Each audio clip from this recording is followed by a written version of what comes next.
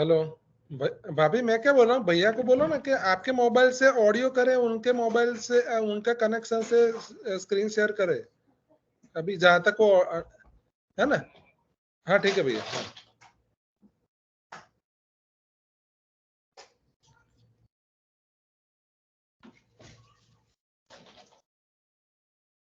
SAMP अभी रात को कहाँ बेटा साइकिल लेके जाएगा सोना। आप फिर ध्यान रखना, साइकिल इधर उधर रख के मत चले जाना।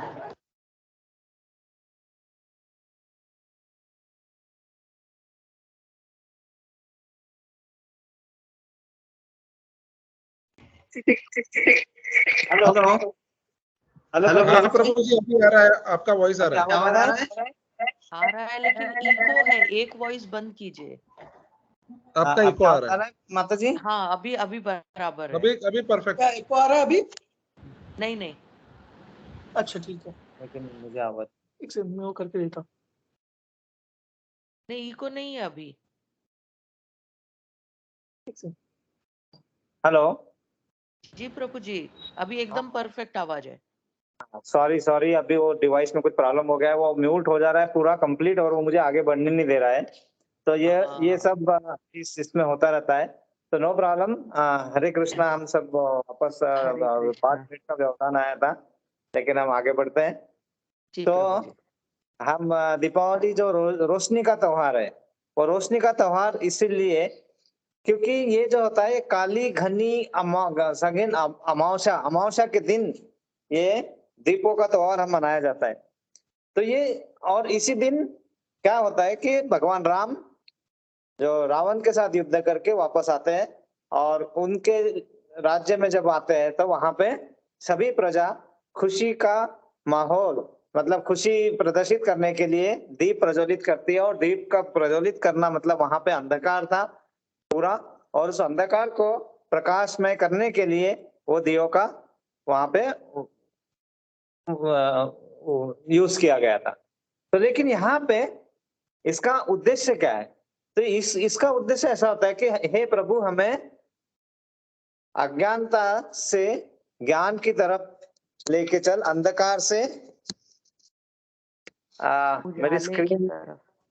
हाँ मेरी स्क्रीन भी दिखेगी कि नहीं? I am just sharing the screen. अगर स्क्रीन दिख पा रही है तो स्क्रीन दिखेगी क्या आपको? देखिए, हाँ हाँ प्रभु जी, दिख रही है दिख रही है। दिख रही है ना? हाँ। तो हाँ हाँ। ओम अस्तो मा अस्तोमा सद्गमय। सोमा ज्योतिर्गमय मृत्युर्मृतम गमय। ओम शांति शांति शांति, मतलब प्रभु मुझे असत्य से सत्य की ओर सत्य और मुझे अंधकार से प्रकाश की ओर ले चलो। प्रकाश ये की ओर। इसका ये एक उद्देश्य होता है दिए जलाने का। और इसमें अलग अलग बहुत सारे एग्जाम्पल्स है, बहुत सारे कारणों से ये दिवाली मनाई जाती है। सबसे पहले तो ये प्रकाश का पर्व है। दूसरा, समुद्र मंथन में लक्ष्मी जी का प्राकट्य होना, इसलिए लक्ष्मी देवी की पूजा। वहां पे भगवान धन्वंतरी का भी प्रकट होना, जिन्होंने ये जो अमृत पात्र लेके आए थे। हाँ, हाँ तो वो धन्वंतरी होता है धनतेरस। लेकिन कुछ व्यापारियों ने उस धनतेरस को धन खरीद करने का तरीका बना लिया, जो कि सही नहीं है शायद। वो धन्वंतरी मतलब स्वस्थ अपना, धन। हाँ, स्वास्थ्य के लिए, अपने स्वास्थ्य की ध्यान रखिए, अपना स्वास्थ्य को अच्छा रखिए। और इसी समय भगवान कृष्ण द्वारा नरकासुर का वध और 16,108 राजकुमारियों को बंधन मुक्त करना, ये सब चीजों के कारण इस दिवाली को बहुत अच्छे तरीके से अलग अलग राज्यों में अलग अलग भावनाओं के साथ हम सेलिब्रेट करते हैं। इसी मंथ में दामोदर लीलाएं भी भगवान ने बताई, जैसे उकल से अपने आप को बंधवाना, मणिग्रीव और नंद कुबेर को शाप मुक्त करना, महाराजा बलि के पाताल से वापस आने की खुशियां भी इसी मंथ में। इसी दिन राजा विक्रमादित्य का राज्याभिषेक भी हुआ था। मतलब इस संसार में खुशी मनाने के बहुत कारण है, लेकिन जब भगवान खुशियों के केंद्र बिंदु होंगे। जब कॉन्शियसनेस अपना भगवान के लिए होगा खुशियों का, तो क्या होगा, हमारी खुशियों से हमारी आसक्ति बढ़ेगी, भगवान की तरफ हमारा मोह बढ़ेगा। मतलब हम भगवान के पास और जाएंगे, हम अच्छे से अपने भगवान की पूजा सेवा कर सकते हैं, और तभी हम इस बंधन से मुक्त हो सकते हैं।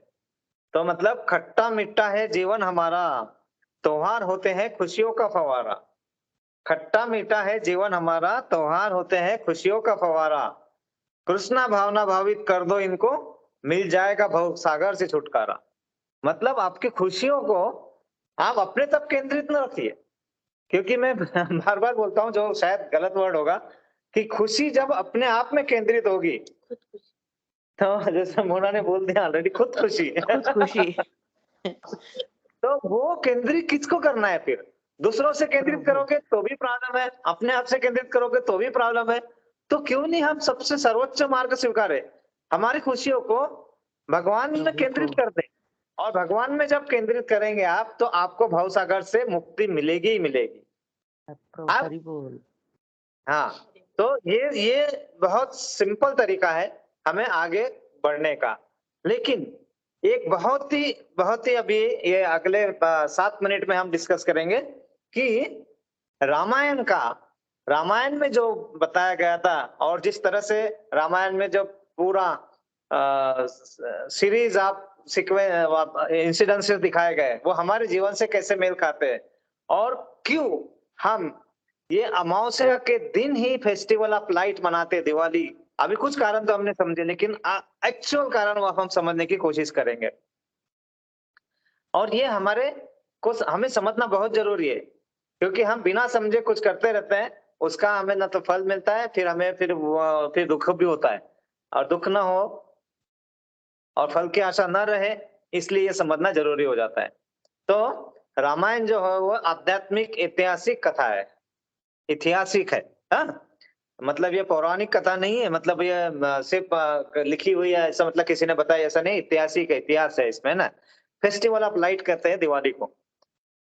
तो रामायण कथा जो है ना, वो क्या करता है, सभी के हमारे जीवन के संघर्ष को दर्शाता है। कैसे दर्शाता है? इसमें एक बहुत ही अच्छा मैसेज होता है कि अपनी लाइफ को अच्छी तरह से हम कैसे जी सकते हैं। तो उसको समझने के लिए सबसे पहले एक देखते हैं कि राम और रावण के बीच में जो युद्ध हुआ। तो राम और रावण के बीच का जो युद्ध था, उस युद्ध में, वो युद्ध कब हुआ था? कुछ हजारों साल पूर्ण पहले हुआ था। और उसमें हमें पता है राम भगवान की धर्म के प्रति, धर्म के साइड में होने से उनकी विजय हुई थी।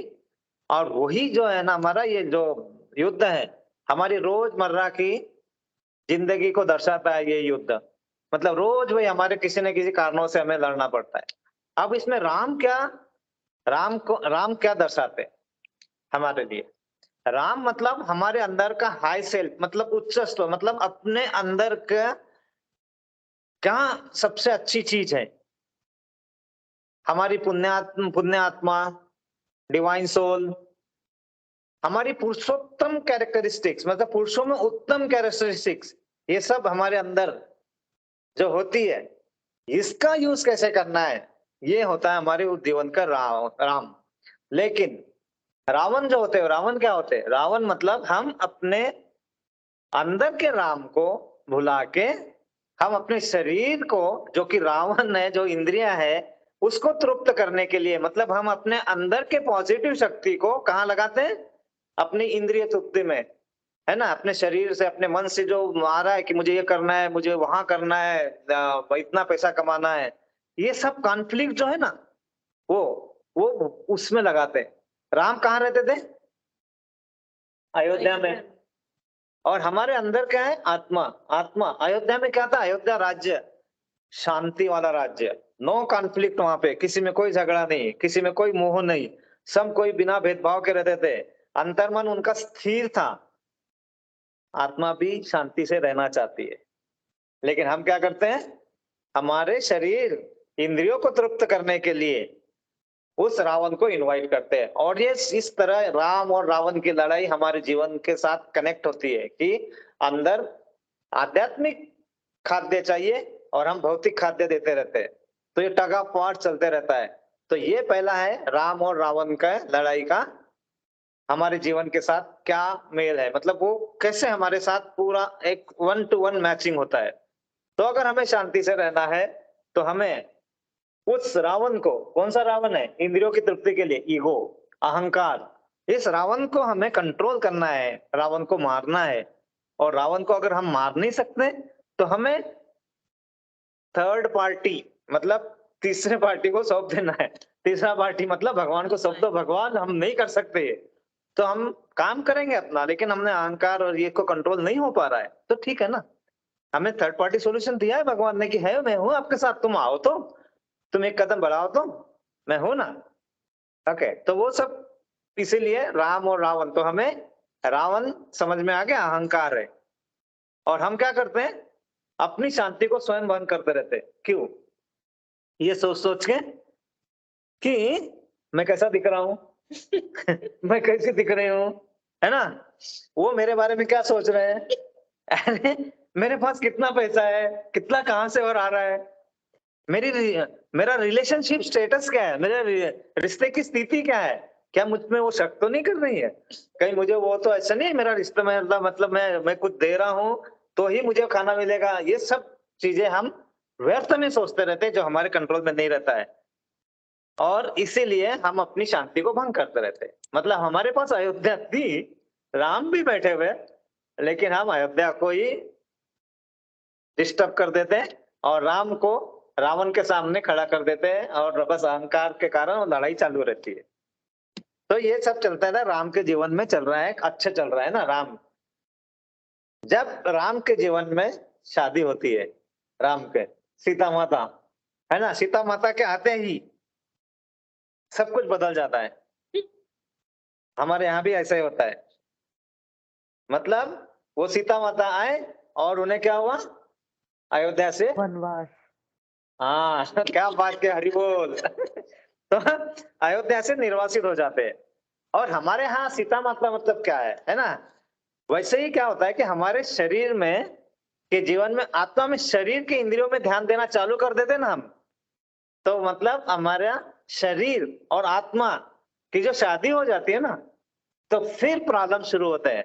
आत्मा को शांति नहीं मिलती है और हम शरीर और संसार रूपी जंगल में फंसते जाते हैं, फंसते जाते हैं, फंसते जाते हैं, है ना। ठीक है, संसार में आध्यात्मिक जगत में तो है ही नहीं हम तो यहाँ पे ये है अभी तो हम तो इस माया जाल में है, यहाँ पे है, तो क्या हम जिए नहीं, जिए, क्या हम आगे काम नहीं करे, तो हम इसमें फंसेंगे कि नहीं फंसेंगे। तो जब सीता माता के साथ राम भगवान वनवास में गए, तो वहां पे सीता माता ने क्या किया, वहां पे जाके भी भगवान का नाम का अध्ययन किया, ध्यान करते थे, मेडिटेट करते थे, और इसीलिए उनकी में शांति बनी रहती थी। लेकिन एक दिन क्या हुआ, उनके सामने गोल्डन हिरन आया, सोने का हिरन, जो हमारे सामने आते रहते हैं बहुत सारे सोने के हिरन, ये गाड़ी आती है, एक घर आता है, पैसा आता है, बहुत कुछ से चीजें आती है, और फिर हमारा जो मेन कर्तव्य होता है ना भगवान का ध्यान करना, उसको हम छोड़ देते हैं और हम उस गोल्डन डियर की तरफ अट्रैक्ट हो जाते हैं। तो वो जो डिटोरेशन होता है वो होते हैं हमारे किस कारण, हमारी इंद्रियों के कारण, हमारे आंखों के कारण। हमें ना इंद्रिया हमेशा भौतिक जगत के वस्तुएं हमें क्या करती है, आकर्षित करती है। गोल्ड सुक में जाके गोल्ड खरीदना है, ये खरीदना है, ठीक है, करो अपना, थोड़ा थोड़ा करो, लेकिन वो कितना आसक्त होना है उसमें, वो डिपेंड करता है हमारे उस पे ना। तो ये सब जो है ना, यही भौतिक जगत जो हमें आकर्षण करता है, आकर्षित करता है ना, यही हमारा अधोगति का कारण बनता है। वहां पे सीता माता का क्या हुआ, गोल्डन डियर की तरफ आकर्षित हुआ, तो उनका मेडिटेशन छूट गया, तो राम भगवान से उनका ध्यान हट गया और फिर राक्षस ने प्रहार किया। और हमारा भी वही होता है कि जब हमारा ईगो हमारे पे अटैक करता है, हम उसे करने देते हैं, हम उसको और तवज्जो देते हैं, हम उसको और भूल देते हैं, तो हम अपने अहंकार को पहचान ही नहीं पाते। क्यों? क्योंकि अहंकार का किससे संबंधित बताया, रावण, रावण के कितने सिर थे, 10, 10 सिर 20 हाथ। मतलब जो अहंकार आएगा ना, तो उसका कोई शेप रहेगा, ना कोई भेष रहेगा, ना कोई उसकी उसको हम अच्छे तरह से डिफाइन कर पाएंगे। तो ये अहंकार को हम पहचान ही नहीं पाते, वो अलग अलग भेष में अलग अलग रूपों में आता रहता है। और हम का राम और रावण के विरुद्ध युद्ध शुरू रहता है। तो हमको क्या समझना है कि ये युद्ध से अगर बचना है तो हमें अहंकार पे कंट्रोल आना चाहिए, हमारे इंद्रियों पे कंट्रोल आना चाहिए। और ये आध्यात्मिक शक्ति से किया जा सकता है। आध्यात्मिक से, भौतिक जगत से हम अहंकार में हमारा माइंड स्टेबिलिटी नहीं आ पाती है, वो पूर्णता नहीं आती है उसमें, संपूर्णता हम शरण में आएंगे। और हमारा जो कार्य है, जैसे क्या बोला, हमारी खुशी को हमें द्विगुणित तिगुणित और इनफाइनाइट करना है, बहुत ज्यादा करना है खुशियां। तो वो खुशियों को दिव्य खुशियां बनाइए। तो भगवान को केंद्र में रख के खुशियां करो। कि यहाँ पे भी अगर हम दिवाली मना रहे हैं तो मेरे राम आएंगे मैं उनके लिए दिवाली कर रहे हैं, मेरे कृष्ण आएंगे मैं उनके लिए कर रहे हो। अगर ये सब करके भावनाओं के साथ करते हैं आप हर चीज को, तो वही चीज पवित्रता संपूर्णता में कन्वर्ट हो जाती है। तो हमारे हृदय में राम और कृष्ण स्वयं बैठे हुए, लेकिन अहंकार हमें उनके बताए हुए मार्ग पर जाने नहीं देता है, उसको उसमें बाधाएं लाता है ना। हम करना चाहते हैं तो हमें करना क्या है, हमें इस अहंकार रूपी रावण को कितना दूर रख सकते हैं, कैसा कर सकते हैं, इसको कैसे पराजित कर सकते हैं, ये सब ध्यान देना है। अगर आपने ध्यान देंगे तो फिर आखिर में क्या हुआ था, राम भगवान गए, रावण से युद्ध किया और सीता माता को वापस लेके आए। मतलब अहंकार को पहचानना अगर नहीं आता है तो आध्यात्मिक शक्ति बढ़ाइए, थोड़ा टाइम दीजिए, हरि नाम भगवान नाम लीजिए, और हम अपने अहंकार को धीरे धीरे थोड़ा थोड़ा तो पहचान पाएंगे। और जितना हम इस संगति में रहेंगे उतना उसमें प्रगति भी होगी, उसमें कोई दो राय नहीं है। लेकिन अगर हमें दिवाली का महत्व समझाना है तो अब हम कैसे बताएंगे क्यों अंधकार में दिवाली मनाई जाती है। क्योंकि हमें अपने अंदर के अहंकार, इन आदतों को मारना है, इन आदतों को मारना सीखना है।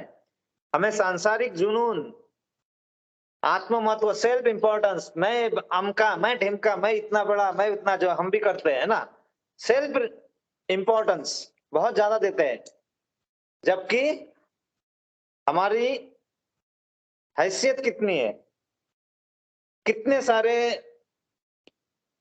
ये यूनिवर्स है, उतने सारे यूनिवर्स में से एक यूनिवर्स श्रृंखला, उसमें से पृथ्वी नामक तीसरा ग्रह, उसमें इतने 195 कंट्रीज, उस 195 कंट्री में एक कंट्री में इतने सारे ये राज्य, उतने राज्यों में इतनी सारी प्रजा, उस प्रजा में से कुछ कैटेगरी में इंजीनियर, कुछ में डॉक्टर, कुछ में कुछ, उसमें से एक कैटेगरी में मैं, और उस एक कैटेगरी में मुझे वो इंजीनियर को बहुत सारे नॉलेज होते हैं, उस नॉलेज में मुझे कितना इतना नॉलेज है। हम कहाँ कहाँ कितनी हैसियत है हमारी, ये देखना चाहिए हमें। एक मच्छर भी हमें परेशान कर देता है, तो अपनी हैसियत को उससे तो हम छुटकारा नहीं पा सकते, लेकिन हम अपनी हैसियत को इतनी बड़ा चढ़ा कर प्रस्तुत करते हैं, और इसीलिए फिर असुरक्षा का भाव निर्माण होता है, हमारे अंदर का राक्षस जागता है। ये सब चीजें ही हमारे आसपास अंधकार लाती है, और उस अंधकार को बाहर करने के लिए हम जो प्रकाश कर लाते हैं, वही प्रकाश ये दर्शाता है कि दिवाली जो मनाई जाती है, वो दिवाली प्रकाश का त्योहार इसीलिए अंधकार में मनाया जाता है, ताकि हम अपने अंदर के अंधकार को समझे और उसको आगे बढ़ाए, ताकि हम प्रकाश रूपी जीवन जी सके। तो हमें करना क्या है, दिवाली अगर अच्छे से मनाना है तो हमें इस दिवाली में हम प्रण करते हैं कि इस दिवाली की सही परिभाषा हम सबको बताएंगे, और अपने अपने अपने अंदर के डिवाइन नेचर, मतलब दिव्य प्रकृति को प्रज्वलित कर ज्यादा से ज्यादा प्रकाश में करेंगे, और खुद का प्रकाश जो किरण है हमारे अंदर जागी है, वो किरण हम सबको करेंगे। तो हम उस जो अभी भी भटक रहे हैं भवसागर में, है ना, अंधकार रूपी भवसागर में, उसको हम बाहर लाने की कोशिश तो कर ही सकते हैं, है ना। इसीलिए जीवन को अगर आनंदमय बनाना है तो सोचो इस बात को जरा, है ना, कि 84 लाख योनि में मनुष्य ही ऐसा प्राणी है जो पैसा कमाता है बाकी प्राणी पैसा नहीं कमाते, लेकिन उनको कभी भूख, उनको वो कभी कभी भूखे नहीं मरे। लेकिन मनुष्य इतना पैसा कमाता है, लेकिन उसकी भूख कभी पैसा खत्म ही नहीं होता, उसका पेट ही नहीं भरता है। तो हम देखो हम कितने लोभी है, कितना ये है ना, पैसा कमा के तो जीवन को आनंदमय बनाना है। तो वो निवृत्ति मतलब उसमें हमें समझ में आना चाहिए कितना जरूरत है, कितना क्या करना है। आप करिए, कमाइए, कोई प्रॉब्लम नहीं है, कमाने के लिए ही आए हम यहाँ पे। लेकिन कमाने में हम धर्म नीति से जा रहे हैं, या फिर हम उसको धीरे से इस कमाने के लिए और भी कुछ कर सकते हैं, और भी रास्ते ला सकते हैं, नहीं करना है। तो हमें करना क्या है, सिंपल। सॉरी मैं आपका थोड़ा टाइम लिया उस बीच में व्यवधान के कारण। तो भगवान ने चौथे अध्याय में 11वें श्लोक में दिव्य ज्ञान, जो 14 अध्याय का नाम है दिव्य ज्ञान, ये बताया है कि ये यथा माम प्रपंदयन्ते तासन्तेव भजामयम् मम वर्तमान वर्तन्ते मनुष्याय पार्थ सर्वशा। मतलब जिस भाव में सारे लोग मेरी शरण ग्रहण करते हैं, मैं उसी के अनुसार उन्हें फल देता हूँ। अगर आप मुझे स्वामी के रूप में मानेंगे तो मैं आपको आपका रक्षक बन जाऊंगा। आप मुझे प्रेमी के रूप में करेंगे तो मैं आपका प्रेमी बन जाऊंगा, राधा के। आप अगर माता पिता वात्सल्य रूप में मुझसे प्रेम चाहेंगे तो आप मुझे वात्सल्य रूप में प्रेम चाहेंगे। लेकिन आपको हर इसमें आप सुदामा बन के आएंगे तो मैं आपका मित्र बनूंगा। तो आपको हर इसमें भगवान कहते हैं कि आप जिस भाव से मेरी शरण ग्रहण करते हैं, मैं उसी के अनुरूप उन्हें फल देता हूं। हे पार्थ, प्रत्येक व्यक्ति सभी प्रकार से मेरे पथ का अनुगमन करता है, लेकिन वो पाथ, वो किस तरह हमें उस पर बढ़ना है, ये सब हमें कौन बताते हैं, गुरु बताते हैं। और उसके लिए हमें क्या होना चाहिए, सबसे सही तरीका पता होना चाहिए। और वो सही तरीका क्या है, भगवत गीता यथारूप में सब सही तरीके से बताया गया है। और आपको दिवाली का महत्व समझा, अंधकार में क्यों मनाया जाता है, अंधकार मतलब उसका क्या सिग्निफिकेंस है हमारे लाइफ में, और प्रकाश कहाँ से आ सकता है, और हम अपने अहंकार को किस तरह कंट्रोल करना है, तभी राम और रावण के युद्ध से हम बचा जा सकता है। या फिर हम राम की शरण में जाते हैं तो हम अपने आप ही अहंकार को मार सकते हैं। तो इस तरह हमें ये प्रण लेना होगा कि हम जो सीख रहे हैं, हम जो समझ रहे हैं, इसको हम आगे बढ़ाएं और सभी को इस ज्ञान के बारे में बताएं। यही सब आशा करते हुए यहाँ रुकूंगा। और अब जो व्यवधान हुआ था उसके लिए मैं क्षमा चाहता हूँ, क्योंकि कुछ टेक्निकल व्यवधान अभी भी मेरा चल नहीं रहा है, मैं मोबाइल से चला रहे हैं। अमित प्रभु जी दौड़ के आए थे लैपटॉप लेके, तब तक ये सब हुआ, सभी ने फटाफट शुरू किया, लेकिन अभी भी वो मेरा म्यूट ही रह रहा है, पता नहीं क्या हुआ है, तो देखना पड़ेगा। सभी का धन्यवाद करते हैं, मैंने आपका समय ज्यादा लिया। और आशा करता हूँ आप सभी को दिवाली का पर्व क्यों मनाते हैं इसके थोड़ा महत्व दे पाया। थोड़ा कनेक्शन में थोड़ा प्रॉब्लम हुआ था, तो थोड़ा मैं भी थोड़ा हिल गया था, विचलित हो गया था।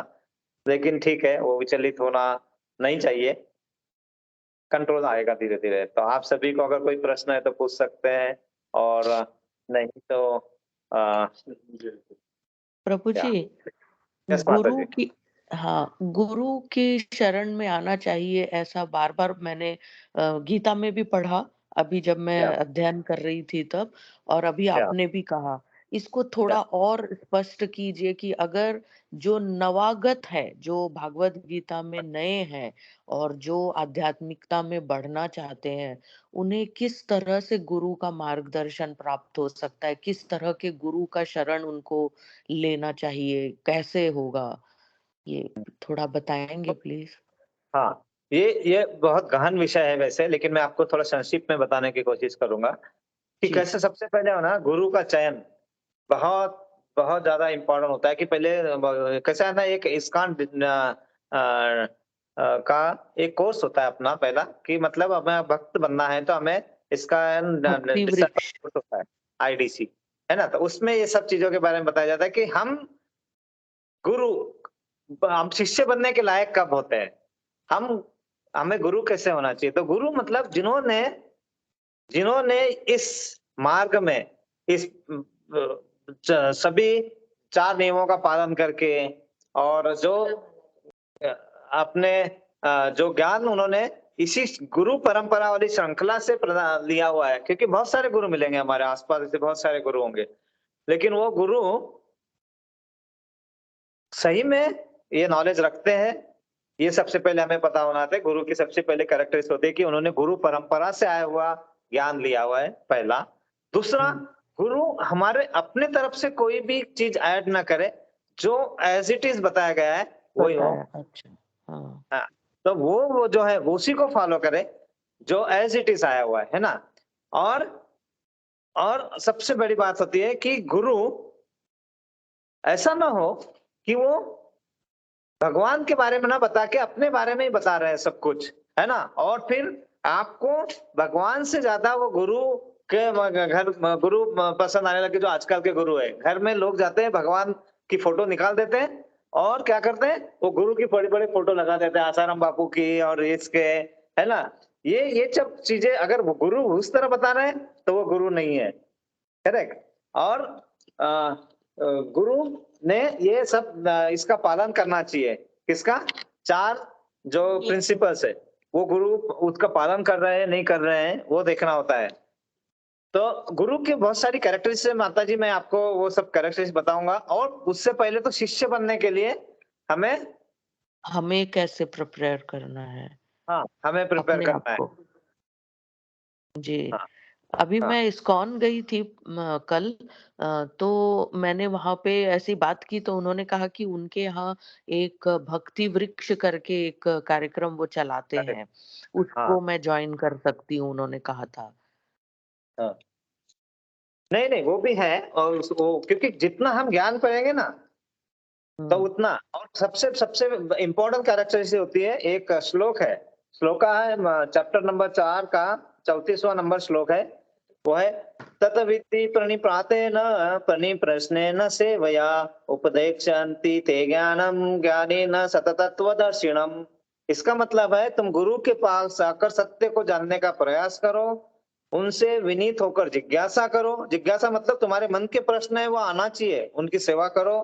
और स्वरूप सिद्ध व्यक्ति तुम्हें ज्ञान प्रदान कर सकते हैं, क्योंकि उन्होंने सत्य का दर्शन किया है। स्वरूप सिद्ध बहुत इंपॉर्टेंट है, स्वरूप सिद्ध व्यक्ति। तो ये सब चीजों का सबसे पहले तो हमें वो क्या चीजों का पालन करना चाहिए ये समझ में आना है। तो और हमारे अंदर वो अर्जुन वाली कैरेक्टरिस्टिक्स आनी चाहिए कि किसी से जेलसी ना हो पहले, हाँ। है ना।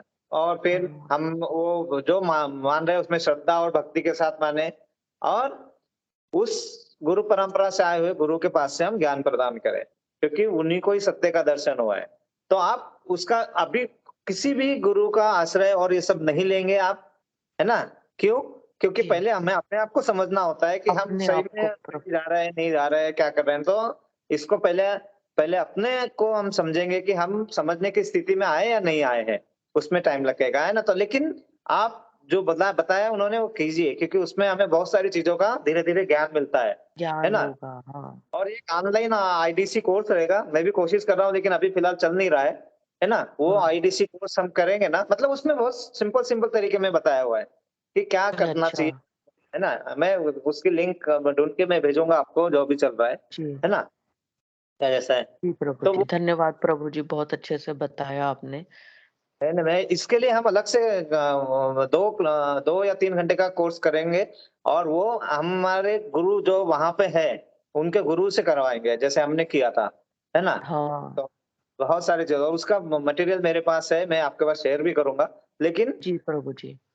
कभी भी भगवत गीता और ये सब ग्रंथों को अकेले पढ़ेंगे तो हमें उसका ध्यान ज्ञान नहीं आ पाएगा। जब नहीं हम आ पाएगा। सीखते हैं, समझते हैं और चीजों को बढ़ते हैं, तब हमें उसका मौका मिलता है ना। हम्म।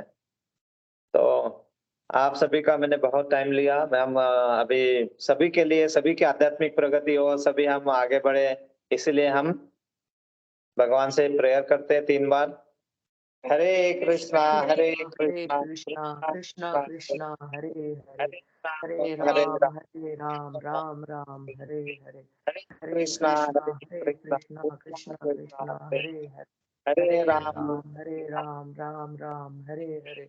हरे हरे कृष्ण, हरे हरे कृष्णा, कृष्णा, कृष्णा कृष्णा कृष्णा हरे कृष्णा, हरे। हरे हरे राम, हरे हरे राम, राम राम हरे हरे। अरे प्रभुपाद जी ने जो हमारे लिए इतना आसान कर दिया है, हमें समझा के इतना तात्पर्य दे के उनको, और इतनी सब कोशिश से हमें भगवान का गीत हमारे पास लाया, इसलिए प्रभुपाद के लिए हम 3 बार प्रेयर करेंगे।